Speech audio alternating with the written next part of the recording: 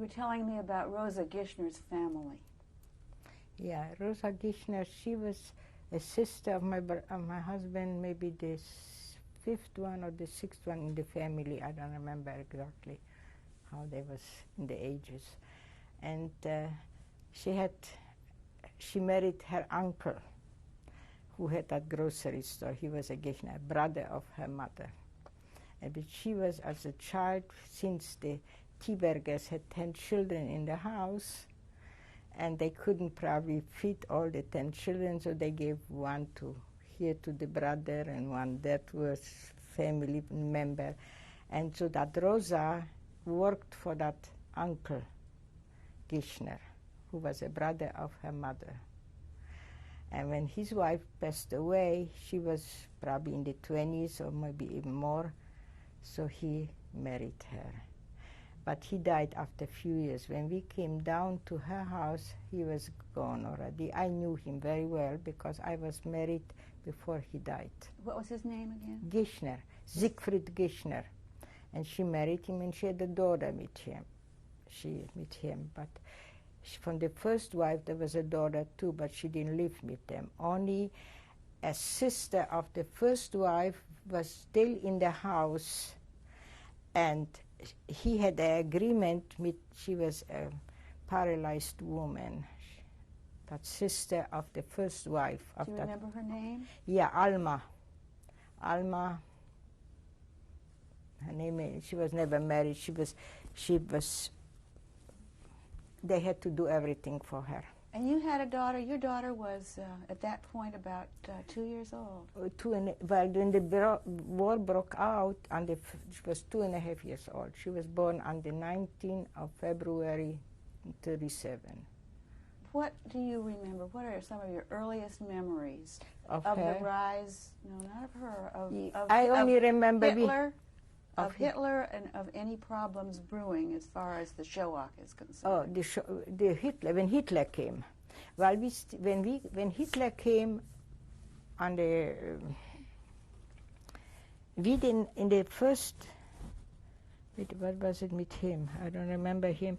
I know that they came in to my house, they passed our house at 6 o'clock in the morning. I got up on a Friday, September the 1st, at 6, 7 o'clock, between all the tanks came by, rolled by the house by the German soldiers. Was this your first knowledge of anything happening? Well, I knew. No, I was in 1934. In 1934, I went to Berlin to see my family in Berlin because my mother, who was passed already away, had 2 sisters married in Berlin, and my grandfather was living in Berlin. So I went to Berlin to see my family. My brother was there too, because he stayed with one of my aunts. And I saw the German soldiers every day when I went outside. I was so afraid, but I was there. And everybody stood in the street and was holding hands like that. And so I ran always, they told me, when you see marching the soldiers or something, you go in a house somewhere when it's open the door and go inside, because I didn't want to hold my hand up. I was afraid. I didn't know what to do. I wasn't long there because I was afraid to be there, and I came back, and that's what I went then to work for that coal man, because I didn't know what to do. But after that I got married, so I never been in Berlin anymore. But I was in 1934, I don't remember was the month. Was it in the spring or was it later? And I was in Berlin to visit with everybody. And I remember my grandmother, she was this step-grandmother. She was complaining of my sister. My sister was 6 years younger than me. And she said to me, why did she is not hugging us, she is not close to us, that she should wash my grandfather's feet in the evening when he goes to bed, or she should do that and she should do that. And I talked to my sister and she said, look, you are here, you have to obey, you have to do that what they ask. And she said, I can't. This is Anna? Anna, yeah. I can't, she said. I cannot be an actress. I cannot make up something what I cannot do, because probably they was not too close with my sister. I think so. But she came then later to my wedding. When I got married, she came to the wedding. Anna? Anna. And my brother was there too, because he came back from there. And my aunt, what kept my brother, was riding to that sister who lived with me in Poland. I stayed with her when I worked for that Coleman. She showed me letters what her sister wrote to her where my brother was staying, that the bread gets always smaller and she has one more mouth to feed. And it bothered me terribly. I was crying always, because, not for me, because whatever came, I took it for granted. But that my brother said by my aunt, and she was always complaining that the food was too much, what she gives him to eat. But my brother learned a furrier. He was a furrier. He learned in Berlin 4 years by a boss, by a place. And then when the Czechoslovakian, when Hitler came, his friends was hitting him sometimes on the street. And he, Nazis, or I don't know where they What year? Can you? In 38, 39, 48, no, not 48, 38, 39. And I said to my brother, I said, why you are staying here? Come back to Czechoslovakia, because and he said, well, I want to finish that trade. I want to get my paper that I am a furrier, and then I will see what I can do. And when I came back, well, I got arrangements for my wedding. In the meantime, my brother came back, and they took him in the army, in the Czechoslovakian army. So whatever he had, he was a furrier. He made me a collar on my coat, and he did many things for me. But he was in Czechoslovakia. He was in Prague, I think, as a soldier, my brother, later on. You were telling me before about what happened on September 1st. On September 1st, This was I told you, 1939? we saw that 1939, did 39, you say? yes. Yes. That was September the 1st, when the German passed, because we was very close to the Czechoslovakian border, and Czechoslovakia was already taken by the Germans. So that 1st of September, they marched into Poland. And I was in Poland. And so it was Friday, and I remember I had prepared a not a turkey, I think a goose or something, or a duck, I don't know. And across the street from us was a bakery, a baker. So I always took whatever I had in the bakery, and they baked it in for me. But I didn't do it anymore, because he was afraid to go out, because the tanks came with the German soldiers. And maybe 2 hours later, the police, there was 3 policemen in that little village there. They came to our house, and they said to my sister-in-law, to that Rosa Gischner, and to my husband, you better pack and go out from here, because the German can do something wrong to you. Because everybody knew that they were after the Jews already, that time, 39. So my husband had 2 bicycles ready in sale, and my sister-in-law had 2 boys in her store, but she had a grocery store, and the restaurant was rented to other man, was not Jewish, but when the war for the Poles started, he had to go to the army, so he closed up the restaurant. That man, what was rented, he was not married, he was a single man. And when, that was later on, I will tell you later. But, so we took my daughter in, she was only 2.5 years, and I had such a wagon what was open, a sport wagon, a carriage. And I put her in, I had a little suitcase, and I put it by the legs.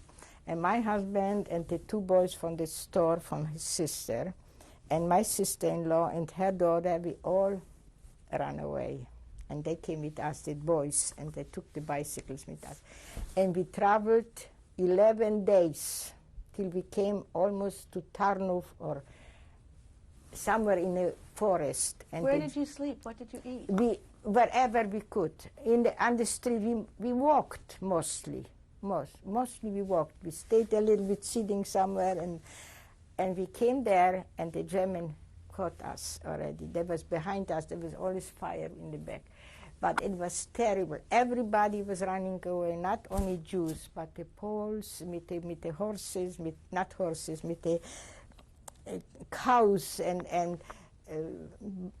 whatever they had, they took with them, and it was, when you see sometimes, I see on the television sometimes when people run away with little bundles, and that's what we did. There was hundreds and hundreds and hundreds of people on the roads. Do you have any idea where you were? What yeah, town we you were knew. near? There was city. It was Krakow, then was Tarnów, and then was many little cities. But it was not a drop of water in our place, because it was everything empty. The wells dried out from the people what they. And my little one, she wanted the pacifier. She lost it, and she was crying for a whole day for that pacifier. And I didn't find it, because everybody was behind, running goose and ducks and whatever you wanted, you could see on the roads. Everybody ran. So we came in a forest, and we stayed there maybe for 2 hours in that forest. I don't know, it was by Tarnów somewhere. I never been in Poland so far up there, and that's to Warsaw, the direction to Warsaw, but we wasn't that far, but we was behind Krakow somewhere. And the German came, and they didn't do anything to us. Did they tell you? Did they say anything to you? No, nothing. We saw them marching through, and we stayed there by a woman for one night who had her husband was gone too. They all ran to Russia over, probably these people from there. I don't know how far they ran. But we stayed there by that woman, and she sold us eggs from her chickens. And we had, my sister-in-law had a little money, and then we met other people what went with us together in one bunch. What were you carrying then? But we carried nothing. The wagon, I lost her twice from the wagon in the night. So I went on my knees, and I found her. She was built in a pillowcase. Your daughter? Yeah. In the night. I don't know how I was lucky I found her. So anyhow, we came there, and that woman had a farm, and she was by herself, and everybody had a little money, so we put it together, and we rented a man with a horse and a wagon, and we was 11 people together. And we stayed overnight by that woman, and she sold us the eggs, what she had from her chicken. So my sister-in-law bought them, because she thought she will get it somehow for home. And she bought it, and she put it in a box, and we got it on that wagon, and we brought it home. And the man, we paid him 200 Polish zloty. That time, I remember, 200. How long was the trip home in the wagon? Maybe one day. With the horse, he went, and nobody stopped us, and nobody did anything, and we came home. When we came home, her store was open, my sister-in-law's store was open, and the restaurant was still closed. But we went up in the upstairs, and next day my brother was with my other sister-in-law, what was now in Sweden. She lives now in Sweden, my husband's youngest sister. She was by her other brother it was Rosh Hashanah. This is Rosh Hashanah you're talking about, that day? It was Rosh Hashanah, and she and my brother went to that brother because he was religious, and he wanted to make home a little something like Yontif, But I, with my husband, and that Rosa, with her daughter, was still in the house. We didn't go. So on the first day of Rosh Hashanah, somebody knocked on our door.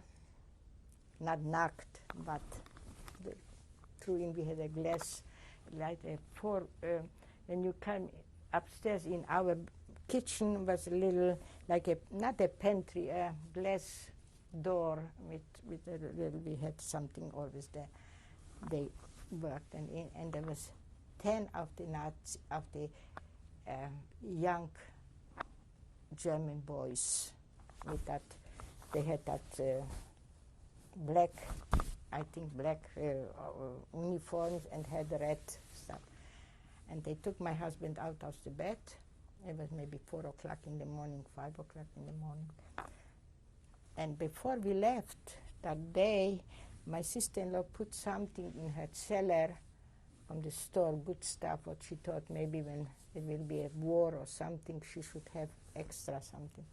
And I had all my silverware, what I had, candlesticks, and I had books, Jewish books. My grandfather was very religious, and he wrote books, Jewish books, my Goldberger. Not the Gross, but the Goldberger, my father's father. And when my father died, I took the book with me because I was the only one married in the family, so I wanted to. So they came, these men, and they plundered they opened up the restaurant, and they found a gun there in that restaurant. Not a gun what you go for when you go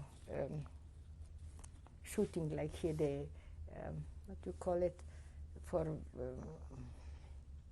not people, but animals in the forest, and that not owner, but what was renting that restaurant, he took it probably from somebody who didn't pay his bill or something in that restaurant, so he left that there. And when he closed his restaurant and went to the army, to the Polish army, he didn't give it up. It was assigned Waffen,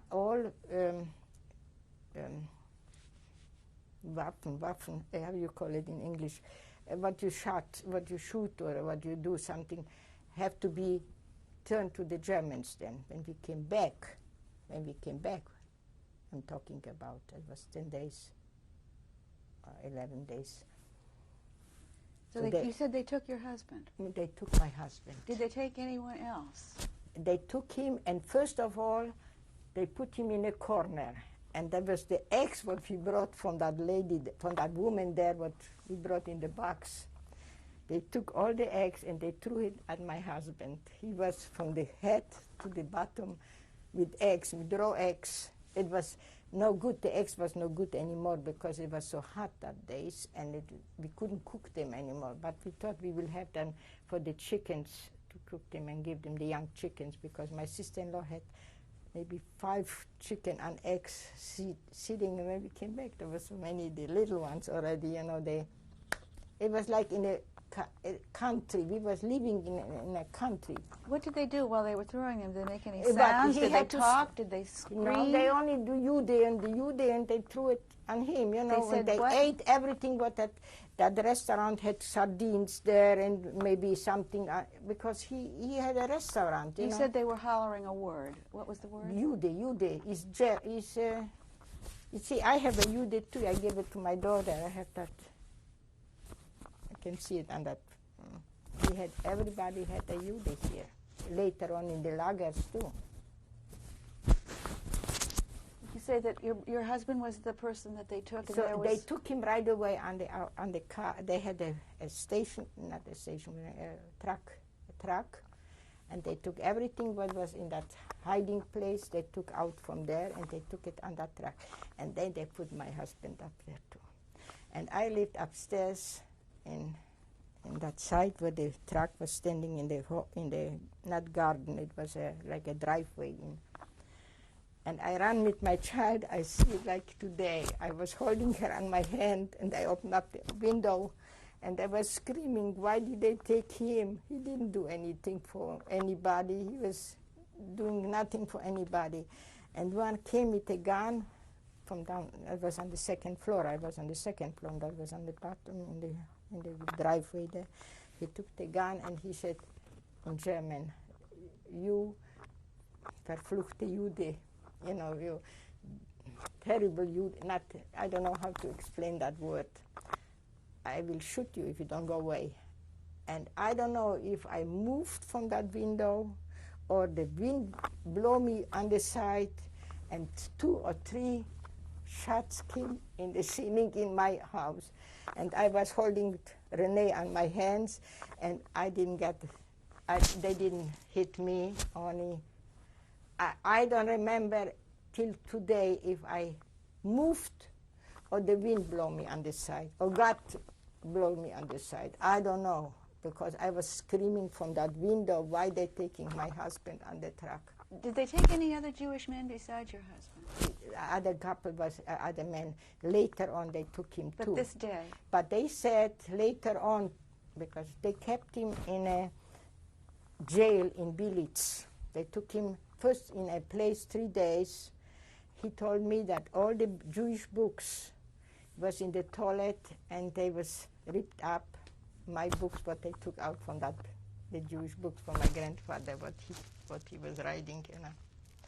And that he saw them there ripped up, and everybody who went in the toilet there, I don't know how many people was there. So while he was gone, did you know where he was? And then they took him in a jail, my husband, and he was in Billits for maybe 3 weeks in a jail.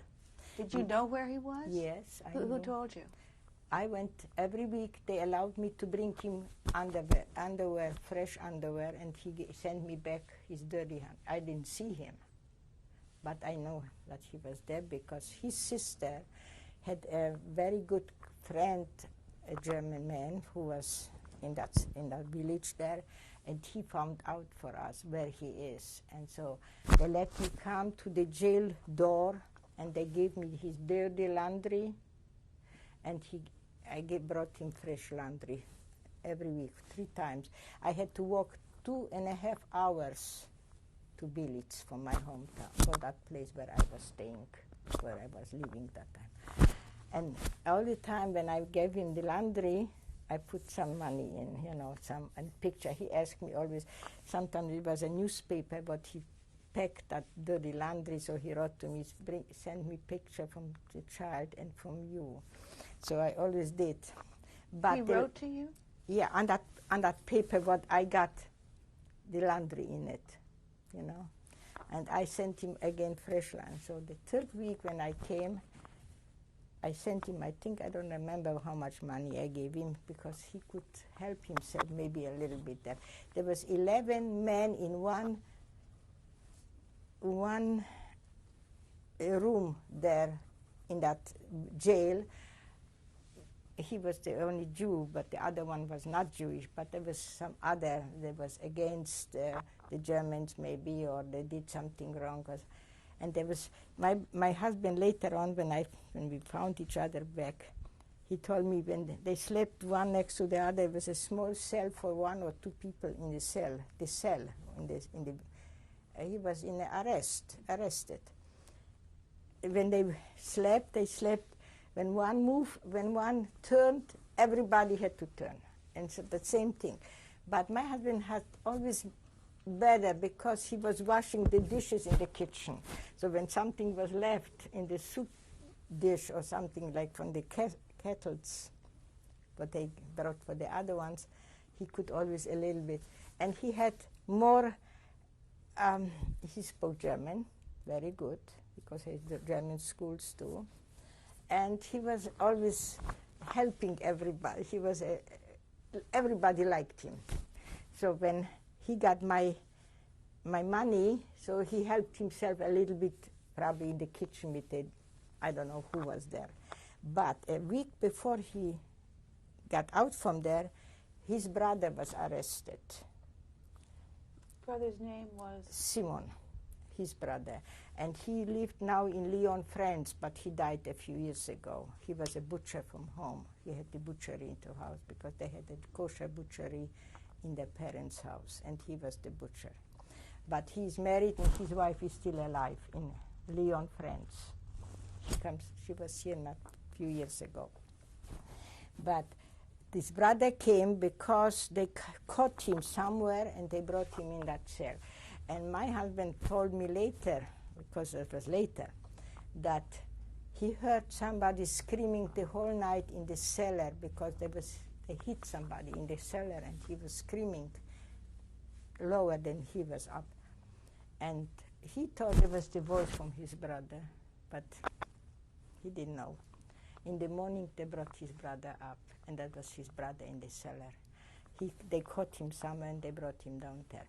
So the other week, they was together in the same cell. Did they know they were did the Germans know they were brothers? I don't know if they know or not. But on the third week, it was a commando, all the people on a truck. They put them on a truck outside, and they told them they're going home.